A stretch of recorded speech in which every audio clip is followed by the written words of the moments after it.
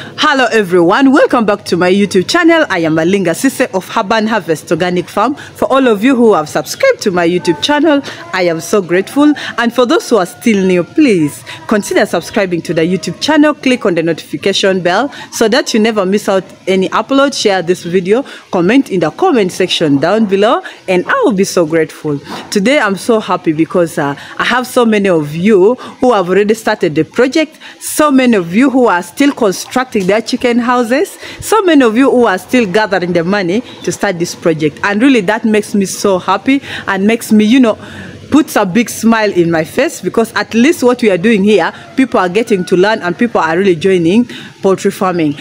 So many of you have also sent me messages that, Sisi, I'm still new here, please take me through how can I become successful in poultry farming. So that is why today we are going to look at some of the things to consider as a beginner to become successful in this project. Because guys, today I want us really to be so so attentive in these factors, because if we don't consider these factors, if we don't look at them keenly, we can end up failing in this project. And the number one thing that I want us to talk about is the chicken house. Whenever you're starting this project, please make sure that the chicken house that you're going to construct is enough to accommodate the number of birds that you want to have.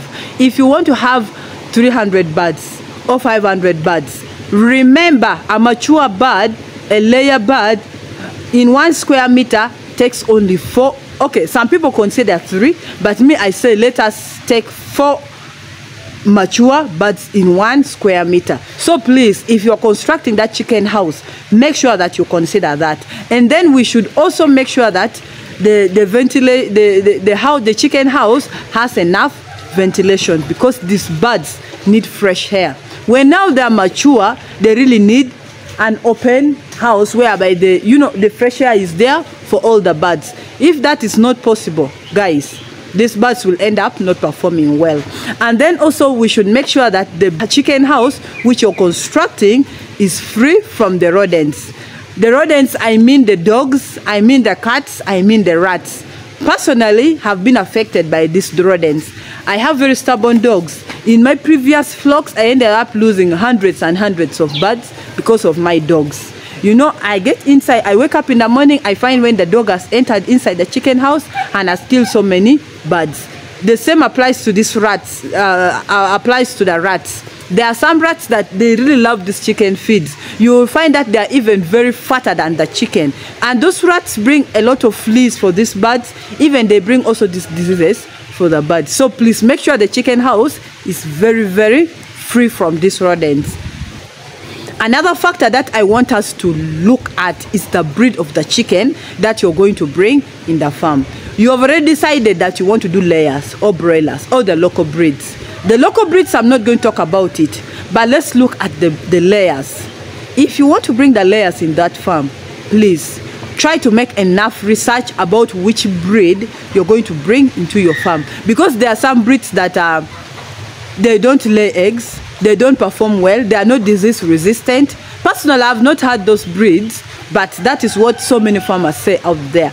So that is why if you want to start the project, please make sure you do enough research on the breeds that you want to do. Currently, I am having the Lomond Brown. Many of you have been asking me, which breed do you have? I have the Lomond Brown, and I've also had Issa Brown before, but those two breeds, they have really done for me wonders. So please make sure you research very well on the breeds that you're going to bring on the farm. And then also another thing you must look at is the supplier, the company that is going to supply you with those birds. Please make sure you use the companies that are authentic, that many people have recommended you to use, because there are some companies that many people have also complained about. They supply you birds and their birds keep on falling sick here and there, time and again. Please try to research on which company you're going to use to supply you with those birds, so that when you bring in the birds, you don't complain about poultry farming. It has started drizzling, but we are going to continue. And then another thing that you must consider as a beginner in this project is the quality and the quantity of the equipment you're going to use in your farm. Last time we looked at all these things that we are supposed to use in our farms. We looked at the drinkers and the feeders. Please, if you have enough money, try to purchase those feeders and drinkers which will not disturb you in future. Some of these equipments, you buy them and use them once and they get spoiled. The next flock, you need to buy them again. Then also some of these feeders, you buy them and they end up wasting a lot of feeds. Now like the wooden one that I have in my farm, with the experience that I've had with those ones, I wouldn't advise you guys to buy it. It wastes a lot of feeds and you'll find that its feeds end up and remaining inside those feeders. So please, if you have enough money, endeavor to buy these yellow feeders, the yellow plastic feeders, or the red plastic feeders. Those ones are really very, very good, so that you don't complain at the end. And then also make sure that the feeders are enough for these birds. Make sure all the birds can access feeds at the same time. This issue whereby the feeders are very few in the chicken house, other birds are feeding, others are not feeding. That is how our birds end up not being uniform in their laying. Even the drinkers, please make sure that the birds have enough drinkers in the farm. If possible, purchase these automated drinkers. If you can connect water inside the farm, purchase the automated drinkers. They are really quite expensive, but you will be forced to purchase them. Even the ones I use in my farm are good, but if you're not going to be there full time, those ones sometimes water gets done and the workers don't bother adding for the chicken the water, and that also makes the birds not to perform uniformly. And then another factor that I want us to consider is the feeding system of your birds. Now you've decided to bring the birds. Make sure the feeding is at top notch. If we say that in the brooder use pellets, please use pellets, because for me, I use pellets in the brooder. Use the pellets for the 4 weeks and then start mixing the growers mash for the last from 5 weeks to week 12. Give them the growers mash. We have already calculated the amount of feeds these birds need. Guys, please let us try to follow those calculations so keenly, so that we do not complain that our birds are not laying at the right time, are not laying big eggs.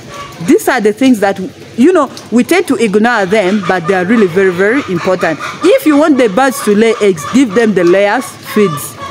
When they reach week 13 till you lay them off, give them the layers feeds and give them the enough kilograms of feeds that they are supposed to consume in a day.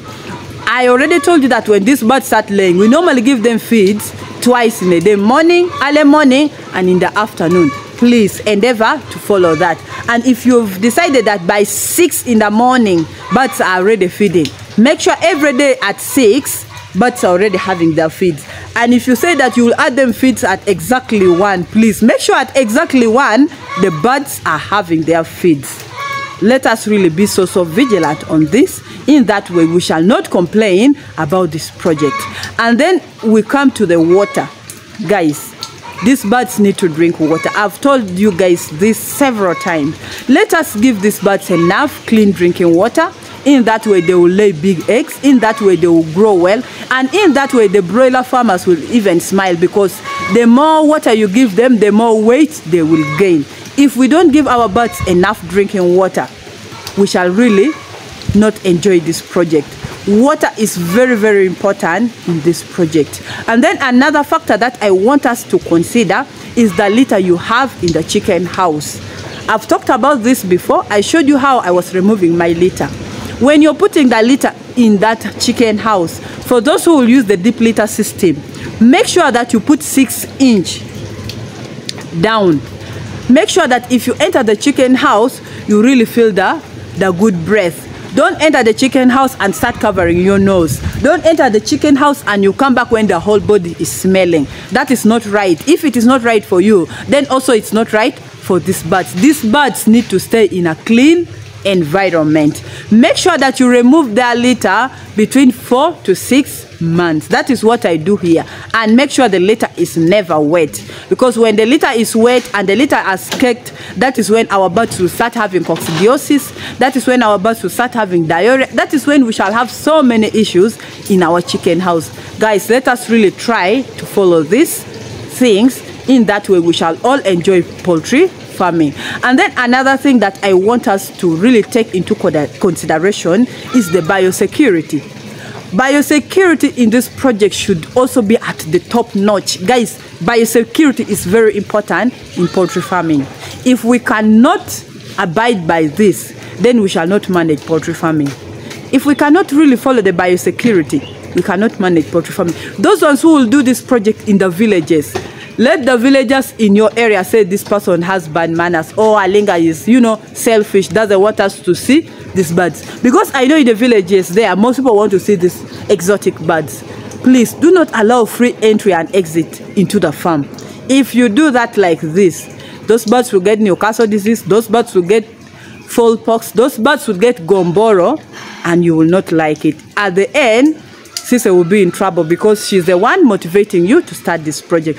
Biosecurity, I say this and repeat, biosecurity is really very, very important in this project. So let us really make sure and endeavor that we have a footbath at the entrance of our farm, and we should not allow free entry and exit of different people into our farms.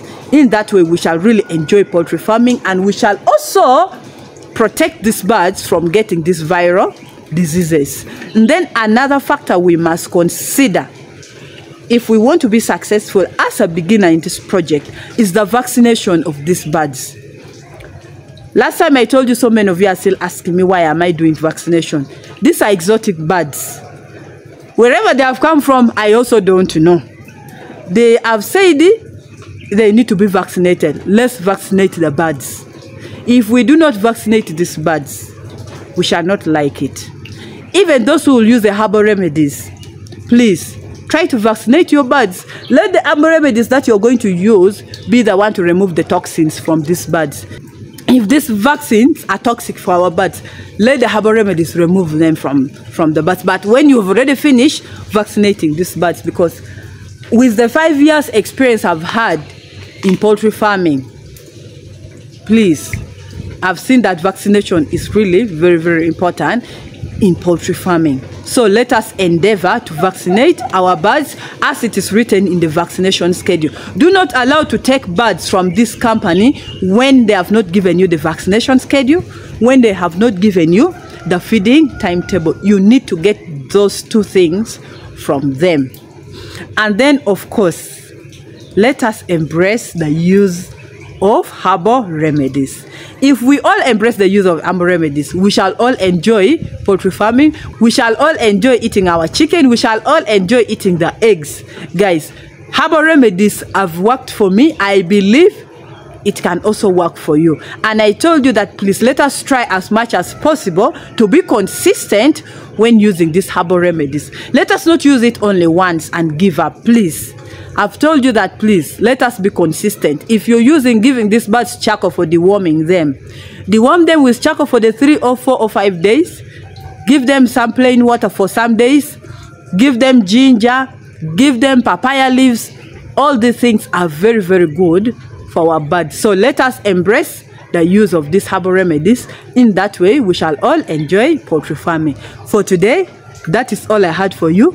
I know I've been a little bit tough because if we take this for granted, guys, we shall not manage this project. Okay, we shall really not manage poultry farming if we do not consider these factors and we don't take them into serious consideration.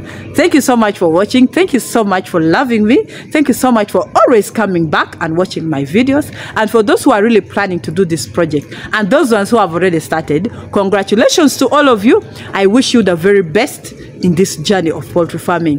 If you're still new, consider subscribing to the YouTube channel. Click on the notification bell so that you never miss out any upload. Share this video, comment in the comment section down below, and I'll be so grateful. See you next time. Love you all. Bye bye.